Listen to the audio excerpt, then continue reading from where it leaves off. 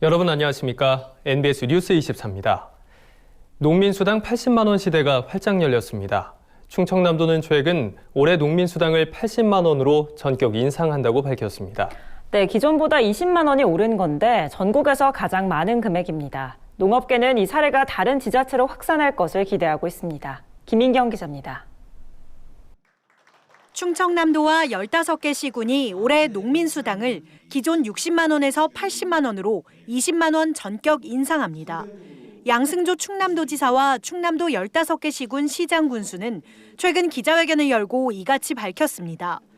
도 전체 농가의 64% 이상이 경지면적 1헥타르 미만의 소농인 상황에서 농업소득만으로는 기본 생활 유지가 곤란한 데다 최근 코로나19로 농가 어려움이 가중된 점을 감안해 내린 결정입니다.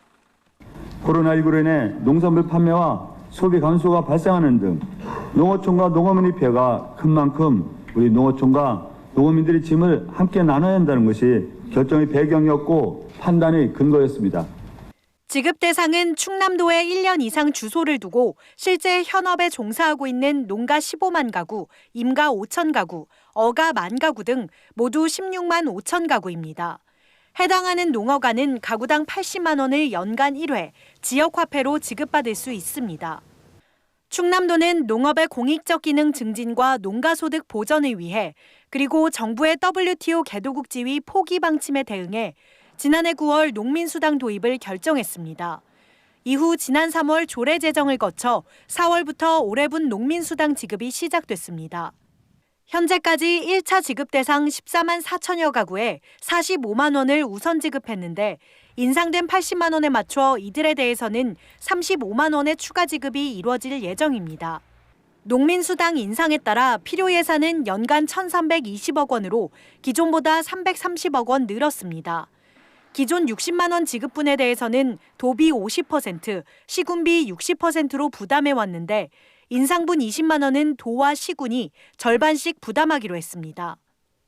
추가 재원 조달 방안에 대해 충남도는 우선 코로나19에 따른 긴급 생활안정자금 집행잔액 270억 원을 활용하고 나머지 60억 원은 3차 추경 또는 가을 추경으로 확보가 가능하다고 설명했습니다. 양 지사는 고령화와 저출산, 양극화라는 3대 위기에 가장 취약한 곳이 농촌이라며 도민들에게 농업과 농촌에 관심을 기울여달라고 당부했습니다. 농촌은 충남의 뿌리이며 농협은 우리 경제의 머릿돌입니다. 농업과 농촌의 미래 없이 충남과 지역의 미래도 없습니다. 농업계는 충남도가 농민수당 80만 원 시대에 물꼬를 튼 만큼 다른 지자체 또한 농민수당 인상 논의를 확대할 것으로 기대하고 있습니다. 현재 전남과 전북은 가구당 60만 원의 농민수당을 지급하고 있습니다. 아울러 최근 급부상한 농민 기본소득과 농업인 기초연금제 또한 도입 논의가 급물살을 탈 것으로 기대됩니다. NBS 뉴스 김인경입니다. 농민수당이 도입되기 시작한 지 어느덧 2년이 지났습니다. 그 사이 여러 지방자치단체에서 농민수당을 도입했지만 명칭도 지급액도 제각각인 탓에 농민들의 혼란은 갈수록 커지고 있는데요. 이에 농민수당 제도를 중앙정부가 정립해야 한다는 목소리가 잇따르고 있습니다. 강창호 기자입니다. 지자체발 농민수당이 국민기본소득과 맞물리며 국가적 이슈로 부상하고 있습니다. 하지만 제도 정착까지는 과제가 산적해 있습니다. 먼저 농민수당, 농민기본소득 등 지역마다 목적과 특징에 따라 제도가 다양한 이름으로 정의되고 있는 점입니다. 농민수당과 농민기본소득의 출발점은 같습니다. 위기에 처한 농업과 농촌을 되살리기 위한 제도라는 점입니다. 가장 큰 차이점은 농민수당은 농민의 공익적 활동에 대한 보상인 반면 농민기본소득은 농민의 공익적 활동에 대한 증명 없이도 농민 존재 자체의 가치를 인정하고 사회적으로 보상하자는 데 있습니다. 비슷하면서도 다른 두 제도가 함께 추진되다 보니 국가 차원의 공론화 과정이 필요하다는 주장이 나오고 있습니다. 논의나 그러한 과정이 좀 많이 필요하다고 생각하거든요. 논의 과정을 통해서 좀 세부적인 틀이나 내용을 만들어질 수 있다고 생각합니다. 지자체별 농민수당 격차를 줄이기 위해서도 중앙정부의 역할이 중요하다는 주장이 나오고 있습니다. 지자체별 재정 여건에 따라 농민수당 지급액이 큰 차이를 보이고 있기 때문입니다. 현재 농민수당을 도입한 광역지자체 중 전남도와 전북도는 연 60만 원을 지급하는 데 비해 충남도는 20만 원만은 연 80만 원으로 결정했습니다. 또 기초지자체 차원에서 농민수당을 지급하는 지역의 경우 연 30만 원에서 60만 원까지 지급액이 제각각인 현실입니다. 같은 농민이라도 어느 지역에 사는가에 따라 받는 혜택이 달라지는 문제가 발생하고 있는 겁니다. 지금 지자체에서는 사실 예산도 많지 않은 상황에서 중앙정부에서 하지 않고 있기 때문에 이제 먼저 시작을 했지만 지자체에서 이걸 계속 끌고 가기도 어렵고 이렇게 확대하기도 좀 쉽지 않은 상황이기 때문에 게다가 현재 농민수당 지급액 수준은 농가당 월 5만 원가량에 불과해 실효성이 없다는 지적이 잇따르고 있습니다. 농업계는 농민당 월 20만 원 수준은 돼야 농민들이 체감할 수 있는 효과를 가져올 것으로 전망하고 있습니다. 농업계는 현재 농정 예산의 3분의 1인 5에서 6조 원 수준의 예산이면 충분히 실현할 수 있다고 주장합니다. 그러며 중앙정부가 규모화 중심의 농정에서 농가 중심의 농정으로 전환해 예산을 마련해야 한다고 말했습니다.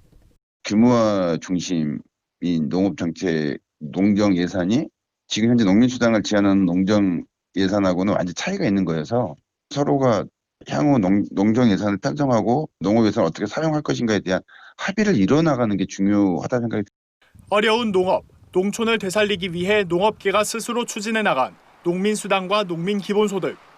농업계가 쏘아올린 공은 이제 정부로 넘어갔습니다. MBS 뉴스 강창호입니다. 코로나19 여파로 농촌 체험관광 산업은 직격탄을 맞은 듯이 크게 침체했는데요. 최근 정부가 3차 추경 예산안을 통해 농촌 관광 활성화에 투자하겠다고 밝혔습니다. 농촌에서는 이를 계기로 경기가 다시 좋아질 것이라는 기대감이 높아지고 있습니다. 보도에 손현진 기자입니다. 이번 추가 경정 예산안에서 농업 분야는 농산물 소비 확대와 함께 농촌 관광 활성화에 초점을 맞췄습니다. 지난 3일 농림축산식품부는 농업 예산 2,773억 원 가운데 농산물 소비 촉진과 농촌 관광 활성화에 799억 원을 지원하겠다고 밝혔습니다. 구체적인 지원 방안으로는 우선 농촌 지역 숙박, 체험과 특산품 구입에 쓸 수 있는 30% 할인 쿠폰을 발행하기로 했습니다. 여기에 18억 원의 예산을 배정해 1인당 최대 3만 원 한도로 6만 장을 발행할 계획입니다. 또 오는 20일부터 한 달간 이어지는 여행 주간에 농촌 관광 경영체를 이용하는 경우 30% 할인 쿠폰을 제공하고 학교와 기업, 방송 등 농촌 관광 수요자 대상으로는 체험 비용을 1인당 5만 원씩 최대 3,000명까지 지원하기로 했습니다. 지난 4월 농촌진흥청이 전국 569곳의 농촌 외식사업장과 농촌 교육농장의 운영 상황을 점검한 결과 전체의 77%에 이르는 400만 곳이 운영을 잠정 중단한 것으로 조사되기도 했습니다. 이처럼 코로나19 영향으로 침체했던 농촌 체험 관광 산업이 이번 추경을 기점으로 활력을 되찾을 수 있을지 주목됩니다. 체험 농장을 운영하는 농민들은 정부의 지원책을 환영하는 분위기입니다. 농장을 찾는 관광객과 농산물 판매가 늘 것으로 기대되기 때문입니다. 인원수가 많아지면 저희는 엄청 좋죠. 도시민이 그래도 한 사람이 오든 두 사람이 오든 시골을 많이 찾아주니까. 코로나19로 무겁게 가라앉은 농촌 분위기가 빠른 시일 안에 살아날 수 있을 것이라는 기대도 엿보입니다. 앞으로 이제 어떻게 진행이 될지 그거에 따라 바뀌겠지만 정책 자체는 좋죠. 코로나 때문에 농촌 체험이고 또 단체로다가 학교나 뭐 회사 이런 데서 오는 그런 게 다 없어져 버렸잖아요. 다만 일각에서는 코로나19 감염에 대한 우려도 여전했습니다. 방문객이 증가하면서 코로나19가 확산하면 좋은 취지의 정책이 오히려 악재가 될 수 있다는 겁니다. 아이들이 지금 입학하고도 선생님 얼굴 못 본 지가 언제예요. 어디서 어떻게 터질지 모르는데 해서 문제가 생기면 더 큰일이라는 거지, 저는. 농식품부는 코로나19 확산을 방지하기 위해 농촌 관광 경영체들이 지켜야 할 방역 위생 수칙 등을 확정해 현장 교육에 나서겠다는 방침입니다. MBS 뉴스 손현진입니다. 정부는 지난 4월부터 5월까지 봄철 아프리카 돼지열병 ASF 예방을 위해 전국 양돈 농장을 대상으로 차단 방역 실태를 일제히 점검했는데요. 점검 결과 양돈 농장 3곳 중 한 곳은 방역 실태가 미흡해 보완이 필요한 것으로 나타났습니다. 김길수 기자가 보도합니다. 전국 양돈 농장 3곳 중 한 곳은 아프리카 돼지열병 ASF 방역 태세가 미흡한 것으로 나타났습니다. 농림축산식품부는 지난 2달간 전국 양돈 농장을 대상으로 ASF 차단 방역 실태 일제 점검을 실시하고 그 결과를 발표했습니다. 점검은 전국 6,066개 농장에서 휴폐업한 농장을 제외한 5,763곳을 대상으로 진행됐습니다. 점검 결과 2,076개 농장에서 3,289건의 미흡 사례가 확인됐고 이 중 차량 소독시설 미설치 등 법령을 위반한 농장은 24곳이었습니다. 미흡 사례 분석을 보면 퇴비장 차단망과 외부 울타리 설치 미흡이 절반 이상을 차지했고 돈사 틈새, 환기구 차단망 시설 미비 등이 뒤를 이었습니다. 지역별로 살펴보면 차단 방역 시설 미흡 및 방역 수칙 미준수 사례는 대부분이 경기 남부와 충청 이남 지역 양돈 농장에서 확인돼 ASF 발생 접경 지역 농장들의 방역 실태는 양호한 것으로 나타났습니다.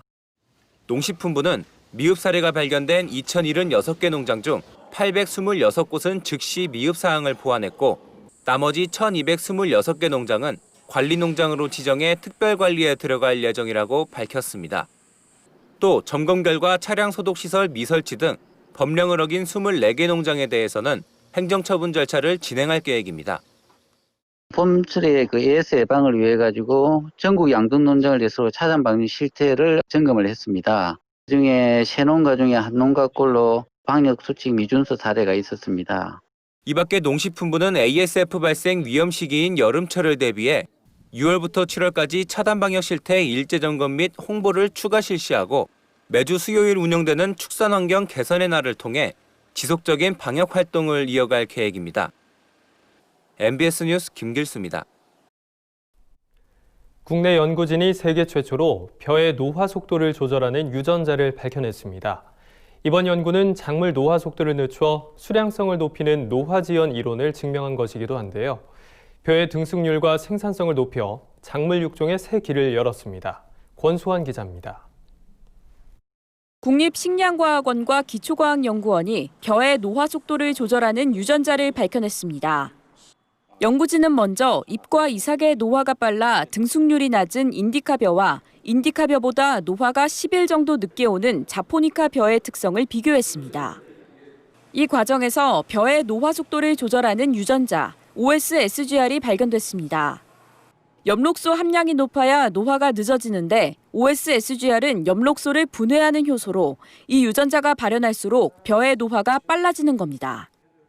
실제로 인디카 벼는 출수기 이후 3주부터 엽록소 분해 효소인 OS-SGR이 증가함에 따라 잎에서 엽록소 함량이 줄어들었습니다.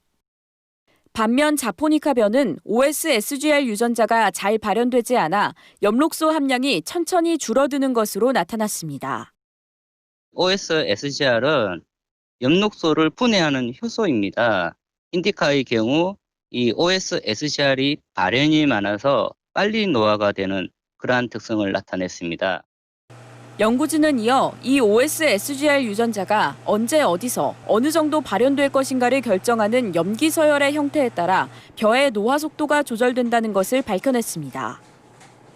이것에 착안해 인디카 품종 IR72와 자포니카 품종 주남을 인공 교배한 뒤 노화가 느린 자포니카 품종의 OS-SGR 유전자를 인디카 품종에 도입했습니다. 인디카 품종의 몸체에 자포니카 품종의 유전자를 투입해 육성한 겁니다. 그 결과 모본인 인디카 품종보다 광합성량이 늘어나 등숙률이 9% 증가하고 생산성은 7% 향상했습니다. 인디카 품종의 경우 자포니카보다 노화가 빠른 특성 때문에 등숙이 완전히 되지 않는 부분들이 좀 문제가 있었습니다. 노화를 늦추고 광합성을 효율을 향상시켜서 등숙을 높여가지고 수량성을 증진을 시키는 쪽으로 활용을 할 수 있을 거라고 기대를 하고 있습니다. 이번 연구에서 육성된 품종은 인디카 품종과 자포니카 품종의 중간 정도 노화 속도를 가지고 있으면서 생산성이 늘어나 활용 가치가 매우 높을 것으로 기대됩니다. MBS 뉴스 권소환입니다. 다음은 간추린 뉴스입니다. 전라남도가 마늘 생육기 고온으로 2차 생장한 일명 벌마늘 피해를 입은 농가를 위해 피해 복구비 16억 원을 정부에 지원 요청했습니다. 도에 따르면 정밀 조사 결과 고흥, 해남 등 남부 지역에서 남도종 중심으로 발생한 벌마늘 피해 면적은 644헥타르에 이른 것으로 집계됐습니다. 도 관계자는 벌마늘 피해가 농업재해로 인정돼 재배 농가의 시름을 조금이나마 덜 수 있게 됐다며 복구 지원 계획이 확정되면 신속히 피해 농가에 복구비를 지급하고 마늘 수급 안정에도 최선을 다하겠다고 밝혔습니다. 경기 용인 구성농협이 소규모 고령 농가를 위한 소형 농기계 임대 및 농작업 대행 사업을 펼쳐 조합원들로부터 호평을 받고 있습니다. 구성농협은 최근 30여 농가 33,057제곱미터의 농작업을 실비의 수수료만 받고 대행했으며 앞으로는 소형 트랙터를 추가로 구입해 농작업 대행 서비스를 확대할 방침입니다.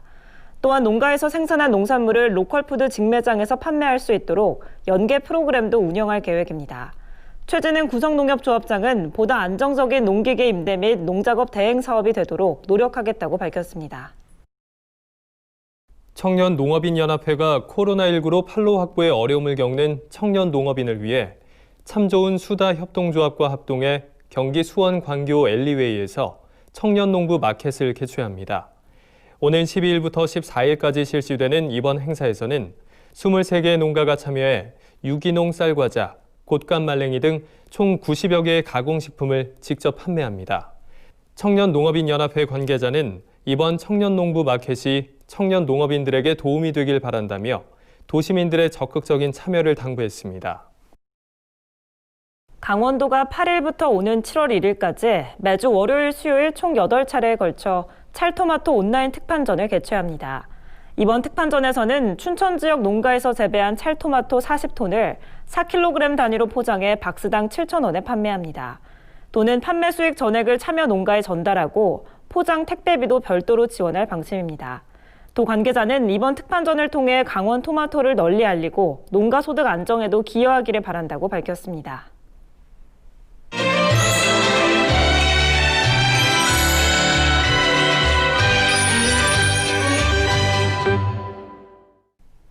매주 월요일 우리 일상의 다양한 테마로 꾸미는 문화산책 코너입니다.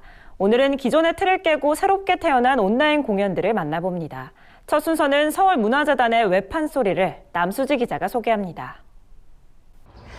퓨전 음식, 퓨전 사극처럼 국악에도 새로운 장르가 있습니다. 바로 외판소리인데요. 영화 같기도 하고 때로는 콘서트 같기도 한 외판소리를 지금 소개합니다. 이때는 어느 땐고 영조영간 조선이라. 언뜻 보기엔 만화 같기도 하고 소리를 들으면 판소리 공연 같기도 합니다. 이건 어떤 콘텐츠일까요?